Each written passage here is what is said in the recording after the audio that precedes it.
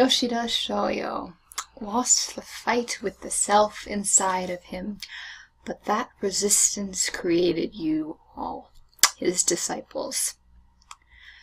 I think that over the course of the past couple of chapters, this whole arc really, ever since the following the Vega Utsuro reveal, we have gotten so many answers, especially chapter 590 onwards. Just like the looming question of what Utsuro is, of how he relates to Shoyo, even the question of, did Sorachi make a terrible mistake in bringing Shoyo back as Utsuro? But I do think that this single line makes it entirely clear what Sorachi was attempting to do by this, and I think that it is incredible, really. This chapter wasn't...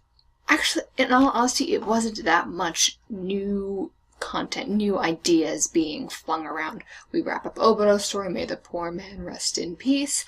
We finally got the line about Shoyo's resistance, creating a disciple, but that came last week as well. And we already also knew that Umibozu possibly has a way of killing Utsuro. So most of what the new content that we do get this week could really just be extrapolated essentially from those few things that we already know. But it was a rehashing of what we had gotten prior to this in a rather transformative manner, honestly. It recasts the horrific events that we'd been learning of since Shogun Assassination, honestly, in a more hopeful light, as the chapter itself is called Hope. A bit corny though it may sound, but it ties in so well with the different messages that Gintama has been giving to us over the course of its run. We have Shoyo, this figure idealized for so long, his presence and his influence just hanging over everything, especially over Gintoki, Takasugi, and Katsura, ever since Benizakura. And then we learn in Shogun, after we get the Utsuro reveal, that he wasn't that perfect. Of course, Gintama makes it very clear to us that people are far from perfect, but in fact he was struggling and suffering, quite possibly more than anyone. That what he said to Takasugi in that Shogun Assassination flashback about being lost himself, that was more than true. But in the midst of that, he tried. He put forth this effort, minuscule in the grand scheme of things, to change things, to resist against himself. The philosophy that he ingrained in his students makes infinitely more sense if it comes forth from his own experience. The goodness that he did show as Shoyo is so much more powerful when placed in contrast with the person that he once was and actually is as a character now. However, for Sorachi to then take the next step and to have Shoyo fail, essentially, for the Utsuro side of himself to take over again. There's something quite dark there. And it's not just a, oh, try to be good and it'll just work out so as long as you try sort of message. No, it's a sort of dabbling with the darker side of things there. However, it does this without falling headlong into cynicism, because Sorachi counters it. That resistance created all of you, his disciples. That, I think, is the powerful message. Struggle, doubt, lose your way, as he said. But any little bit of hanging on that you can do, any little pebble that you pick up. I realize this chapter that Sorachi loves that little picking up pebbles metaphor. It'll start creating just like ripples in everything else around you. It'll change someone else a little bit, then they'll change someone else a little bit. And before you know it, you've got plenty of different people there supporting you, even if you didn't realize it at first. So Shoyo, who'd been Utsuro all of his life, he hung on to that last little bit of goodness. But he lost it. But he picked up the Shoko Sonjoku kids first. And that little bit of goodness, that little bit of Shoyo's soul, even after he's gone, it lived on in them for years and years and years. And then they, in turn, each picked up more people. And then that soul, that spirit began to live on in them as well. And now they're all going on to fix that, to fight that evil in him that he could not free himself from.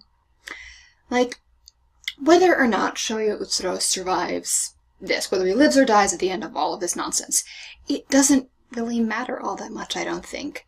Because, let's go back to the Shinigami arc, actually, one of my favorite little arcs, to one of my favorite quotes, now that we're dealing with the real Shinigami in Utsuro, of course. When people sin and degenerate into demons, we must make them human again at their end. The only beings capable of turning people human again are neither demons that take human heads, nor reapers that take their souls, but humans who sever their sins to save their souls. Shoyo, the demon, the Shinigami, the Reaper, the self-proclaimed monster. I don't know how exactly Sorachi is going to do this. I really don't. But I am reasonably sure that this idea is going to be reflected in however they are going to be dealing with Utsuro. And am I looking forward to it? I love it, this entire plot arc. But another big thing that I would like to discuss here. Takasugi's character development. Because does this chapter leave me loving him even more than I already did? That single panel where Takasugi picks up Oboro's body after his death. Like, when I first saw that panel, I audibly gasped. I kid you not. I mean, like, the chapter, it made me cry in general, mostly with Katsura as a, "You were Shoyo's great hope, Gintoki," and that's why he smiled even though he knew it was about to happen speech. However, this was the first of several mind-blowing moments of the chapter for me. Takasugi Shinsuke, initially characterized as Gintama's primary antagonist. A man so caught up in hatred of the world, hatred of himself, hatred of Gintoki, hatred of anything, that he simply wishes to destroy everything. A man who later becomes something of an anti-villain when we learn of his history with Gintoki and with Shoyo and all the big reveal, while still essentially hanging on to that hatred, and he just ultimately turns to direct it towards Utsuro instead of Gintoki in the Rakuyo arc. But then, there's this. Upon learning Oboro's true intentions and motivations and suffering and all that, Takasugi Shinsuke goes over to his dead body, the dead body of the man who was probably more to blame for what happened to Shoyo and his students more than anyone else, save maybe for, like, Utsuro himself, and so is quite possibly the man he hates more than any other. This is Oboro. We know what Oboro means to Takasugi. And then Takasugi, he takes him into his arms, carries him, and announces his intentions to take him back to Shokosonjuku, their home, their shared home, and then lay him to rest properly there, where he will soon be joined either by his fellow students or by his master. The amount of character development that this single action showcases is absolutely incredible. I was impressed by Takasugi here. But I'd also like to point out one more thing about this.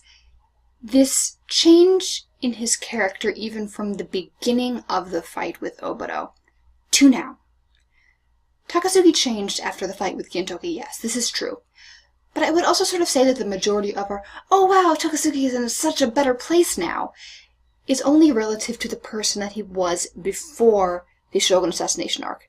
Because for most of the Rakuyo arc, he is still set on destroying the world that Utsuro created, still vehemently proclaiming Yoshida Shoyo is dead to Oboro. But upon hearing Oboro's dying words, there is something fundamentally different about him now. That he would treat Oboro as such, as he just did, is a dramatic indicator of that. And I think that it might have just been very good for him to see another student of Shoyo's who turned himself into a monster for Sensei's sake, even if they took diametrically opposed methods to do so. An unpleasant look into the mirror, I suppose you could say. And so I really, really wonder where Takasugi is going to go from here, because this is a real change in his character. I mean, obviously, next time we see him at Oboro's grave at Shokosonjuku, probably, that's honestly my guess as to how we're next going to see Takasugi, but beyond that, we shall see. And there's actually one potential scenario that I've got in my head. I mean, I've got so many different possible endings floating around my mind as to how this is going, how we are going to deal with Utsuro. But one of them would be that Takasugi goes out and he takes Utsuro with him. One of those, I don't know, heroic sacrifices sort of thing. How he achieves what he wants to achieve, but he doesn't get to live on to see the new world that's going to come out of this conflict. I don't know. I think it would be an interesting way for his character to because I still can't see Takasugi living beyond this for whatever reason. I mean, I know that his historical counterpart dies, so that would make sense for one thing.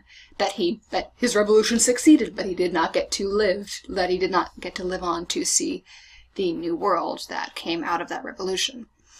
So I think that having an ending like that would be potentially very, very interesting. The only issue would be that you kind of want Gintoki to do it by virtue of being the protagonist, but I don't know. We shall see exactly what happens. But until then, this was one of the first chapters where it really, really hit me that Gintama is coming to an end. We've known that the final arc was nearly upon us for quite some time, but this chapter really, really drove that point home in a way that no chapter really has for me prior to this point. Like, the Samurai Country speech, Shinpachi's gag that opened goodness only knows how many episodes, for that to be closing the final chapter before the final arc. It just really brings everything full circle. And to have all of these different storylines coming together, all the different groups that each of the Joey picked up, the Yorozuya, the Kiheitai, the Kaientai, Kasura's faction, then the ones that the Yorozuya picked up themselves, the Yato family, the Harusame. And I would imagine the next arc would include the Shinsengumi and the inhabitants of Kabukicho, Yoshiwara, and all that as well. It's incredible to see the final arc is upon us, and everyone's coming together. Like, when it's actually over, obviously I am going to be depressed, but for now, the only emotion that I really feel is excitement. No dread at all. I am ready for this to come. And actually, I will have a full arc review up for the Arakyo arc in a couple of days, more aligned with my previous arc reviews, looking at how like these chapters function as a single story arc, covering chapters that I didn't get to discuss, like the Zura stuff. Gotta cover that, and how it relates to compared to other chapters in Gintama, that sort of thing. But until then, thank you very much for watching Gintama. The end is near, and I am pumped. Please like, comment, or subscribe, and I will see you soon.